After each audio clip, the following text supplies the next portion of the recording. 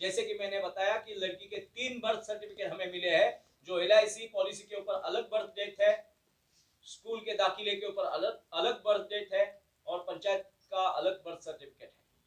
तीनों में अलग अलग डेट ऑफ बर्थ है। मैंने आपको सबको सेट दिया है, अगर आप उसको खंगालेंगे तो आपको बड़ी विसंगतियां पता चलेगी। ये जो आपने हम लोगों को दिया है, पत्रकार मैंने देखे, आप जैसे ही कई भाई बंधु मुझे पत्रकार मिले कि जिन्होंने कहा कि ये सत्य है कि ये सब बड़ा षड्यंत्र है, क्योंकि या तो पुलिस, इन्वेस्टिगेशन एजेंसियां या पत्रकारों को जितने सत्य का ज्ञान होता है भौतिक जगत की, राजनीति का, उसे बहुत कम साधारण जीवों को होता है, साधारण समाज के लोगों को होता है। विद्वान भी हो, बुद्धिजीवी भी हो, तो पत्रकारों को जो असली नंगी बात मालूम होती है। सेना के, पुलिस के कर्मचारी मारे जाते हैं तो कोई मानवतावादी सामने नहीं आता, वैसे ही संतों के ऊपर आघात होने के बाद कोई बुद्धिजीवी सब मजे ले रहे थे और सारे सो कॉल्ड स्वयं घोषित बुद्धिजीवी भारत का बुद्धिभेद करने में लगे हुए थे। विदेशी शक्तियों द्वारा पुरस्कृत किए गए कुछ ऐसे लोग, कुछ ऐसी विचारधाराएं जो भारत को निरंतर छल और कपट के चलते भारत को बदनाम करने वो निर्दोष है। मैंने देखा कि किसी मौलवी को, किसी ईसाई मिशनरी को, जो केरला का रेप केस है उसमें बिशप खुद फंसा हुआ है, उनकी नंस ने कहा है कि हमें बिना बलात्कार के नंस ही नहीं होते, हमारा रोज शारीरिक शोषण होता है, और उसके बाद भी वो उजले माथे से घूम रहे हैं। मगर आशाराम बापू जैसे कि कोई देश ही बर्बाद हो जाएगा अगर वो छूटे तो। देश बर्बाद नहीं होगा, देश को बर्बाद करने वाले बर्बाद हो जाएंगे, क्योंकि भारतीय कुल के लोग भारत के ऊपर अटल हो जाएंगे, अपनी भारतीयता को जानेंगे, समझेंगे आध्यात्मिक तरीके से। और इसी कारण बापू को ऐसे केस में फंसाया गया कि लक्ष्मणानंद सरस्वती की ओडिशा में हत्या कर दी गई, जयेंद्र सरस्वती के ऊपर हत्या का कम हो गए, BP के पेशेंट कम हो गए, हार्ट के पेशेंट कम हो गए। मेरी जानकारी में बाबा रामदेव जैसे महान पुरुष के काम को मैं नतमस्तक हूं, मगर उनसे भी पहले अगर किसी ने भारत में आयुर्वेद का गहराई से प्रचार किया होगा, अन्न शास्त्र का गहराई से प्रचार किया होगा, दीन मान आचरण, ब्रह्मचर्य का गहराई से प्रचार और प्रसार किया होगा, और जिनके कारण अनेकों भारतीय आज भी निरोगी है, योगी है, संसारिक होकर भी योग विरक्त, ऐसी कई शक्तियां बापू को मिटाने में लगी हुई। अब बापू को ही क्यों, तो आपने अभ्यास किया होगा, मैंने पहले ही कहा, 14-15 करोड़ के ऊपर साधकों का निर्माण जिसने किया, जीव से शिव करने के लिए, नर से नारायण करने के लिए अपना पूरा जीवन काल जिसने विरक्त अवस्था में बिताया, आसक्ति सारी छोड़कर पूर्ण विरक्त होकर भारत को विरक्त करने का जिन्होंने प्रयास किया, और विरक्ति में ही क्षमता और सामर्थ्य है। आप सब अभ्यासु लोग हैं।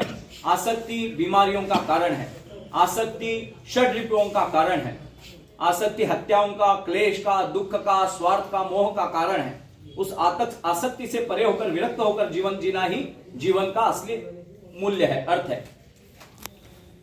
दाखिले के ऊपर अलग बर्थ डेट और कॉर्पोरेशन में अलग बर्थ डेट, तो ये जन्म तिथियां विसंगत है।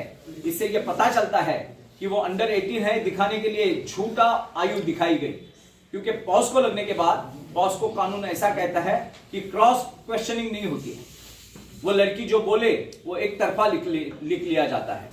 तो इसमें क्रॉस एग्जामिनेशन ना हो, वो पूर्ण आयु की लड़की होती तो उसकी उलट चिकित्सा हो सकती थी, बड़े बड़े वकील उसको उलट प्रश्न पूछ सकते थे, मगर वो प्रश्न पूछने की श्रृंखला को तोड़ना है तो पॉस्को के तहत गुनाह दाखिल करना है, तो किसी को पूछने का, क्रॉस क्वेश्चनिंग करने का प्रश्न ही नहीं उठेगा।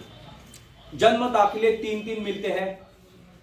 कई ऊपर बापूजी के ऊपर लगे हुए आरोप वो साधक नहीं है, फिर भी उनको दुख पहुंचा कि हर बार हमारे साधु ही कैसे बदनाम होते हैं, हर बार हमारे साधुओं को कैसे लक्ष्य किया जाता है, हर बार रामलीला मैदान से रामदेव बाबा को ही कैसे भगाया जाता है। तो ये षड्यंत्र है, और इस षड्यंत्र को उजागर करने का हमने 9 सालों से प्रयास किया है, मगर अब प्रयास शिखर पर है।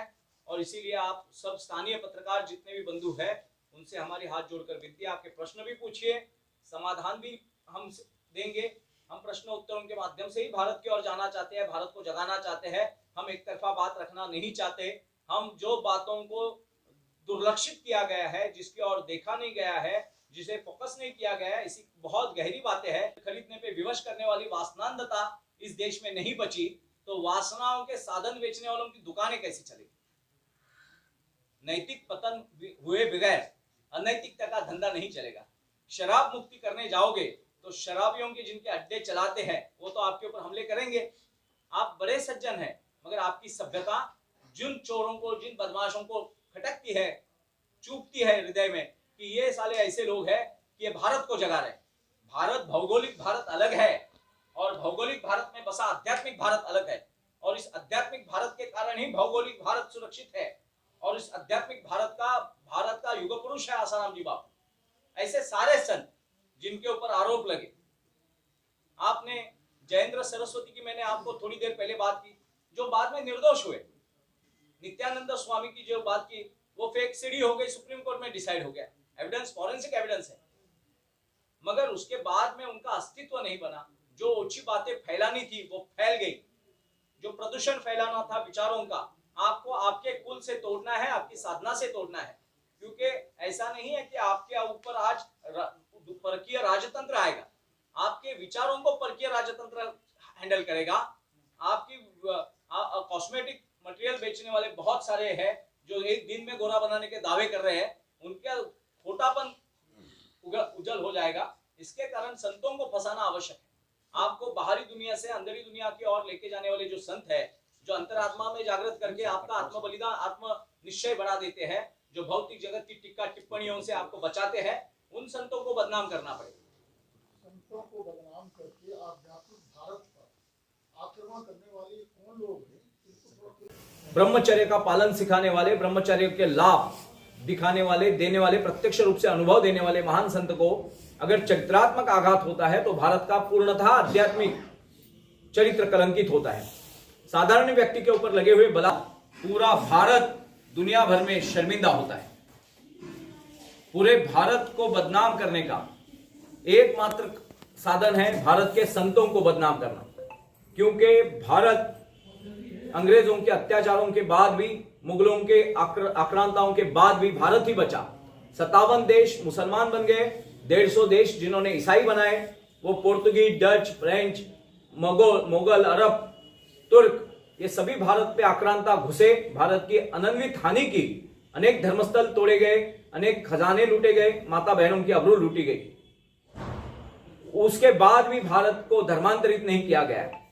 फिर इसकी नींव की असली वजह ये भारत के जो निशस्त्र दिखने वाले मगर अध्यात्म से परिपूर्ण संत है, इस संत परंपरा के कारण ही छत्रपति शिवाजी महाराज जैसे, महाराणा प्रताप जैसे और हमारे सभी गुरु गोविंद सिंह से, तो आपको समझ में आएगा कि कई ऐसी विसंगत क्रियाएं हैं जो एक दूसरे से मिला भी नहीं करती हैं।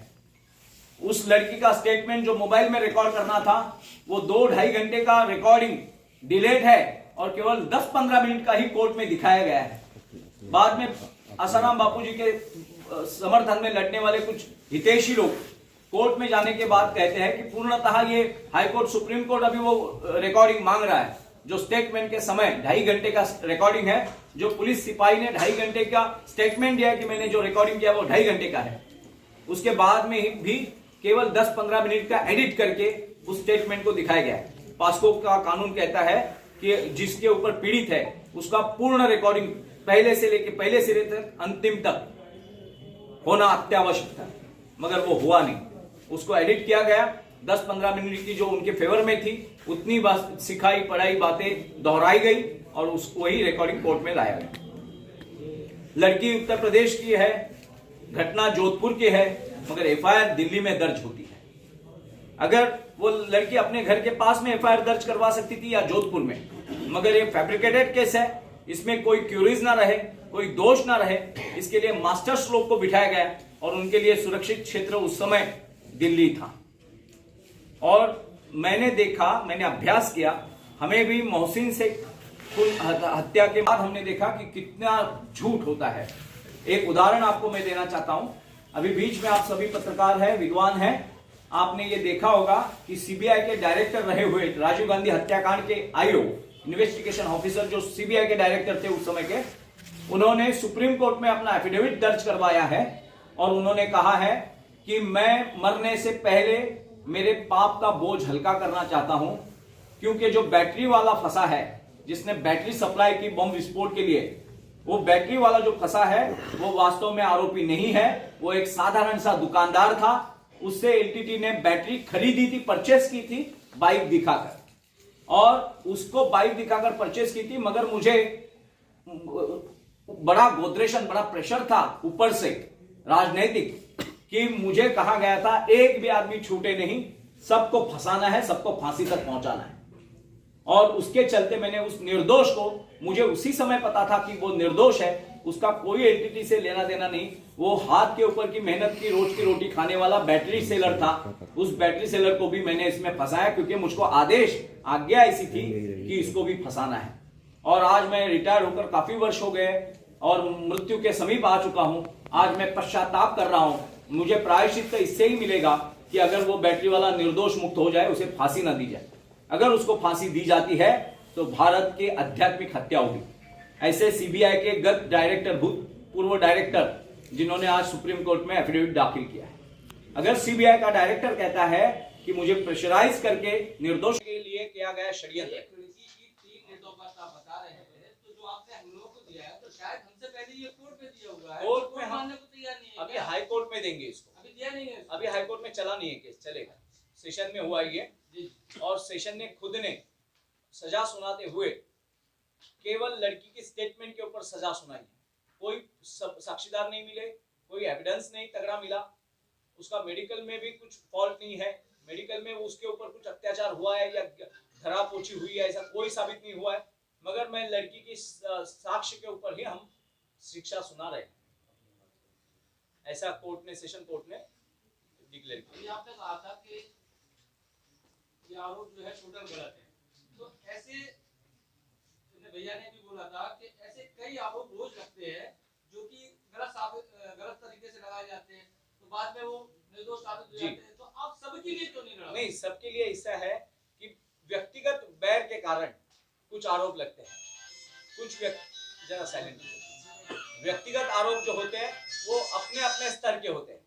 जब बड़े संस्था और संस्थानों के ऊपर और संतों के ऊपर जब आघात होते हैं तो ये बड़ा षड्यंत्र होता है जो देश के विरोध में होता है। जैसे मैंने आपको कहा कि भारत में जेएनयू में अफजल, हम शर्मिंदा है तेरे कातिल जिंदा है कहने वाले उजले माथे से अभिव्यक्ति स्वतंत्रता का नाम लेकर अफजल गुरु का, जिसने हमारे संसद भवन के ऊपर हमला किया था, उसका उदात्तीकरण करते हैं। याकूब मेमन जो मुंबई बम विस्फोट का प्रमुख आरोपी रहा, उसको फांसी न हो इसके लिए रात को 3 बजे सुप्रीम कोर्ट उठाई जाती है। तो ऐसी विचारधाराएं भारत में है जो भारत विरोधी शक्तियों का बल बढ़ाती है। तो आसाराम बापू ये व्यक्तिगत केस नहीं है। फिर से मैं कह रहा हूं कि आपने जो प्रश्न पूछा वो बहुत उचित है। ऐसे बहुत सारे केसेस बनते हैं, मगर कभी खेती के झगड़े में बनते हैं, कभी व्यक्तिगत अहंकार में बनते हैं, कभी एग्रीमेंट टूटने के कारण बनते हैं। मगर आसाराम बापू का कोई व्यक्तिगत बैरी नहीं है। उनकी विचारधारा, ये भारत की सभ्यता के जो बैरी भारत में बैठे हैं, जो 150 वर्षों में अंग्रेज नहीं कर पाए, 800-900 वर्षों में मुगल सल्तनत नहीं कर पाई, वो अब जो बल से नहीं कर पाए वो छल से करना चाहते हैं। आसाराम बापू के ऊपर आरोप लगने के बाद एक व्यक्ति कलंकित नहीं होती, वो भारत की विचारधारा कलंकित होती है, भारत की साधना कलंकित होती है।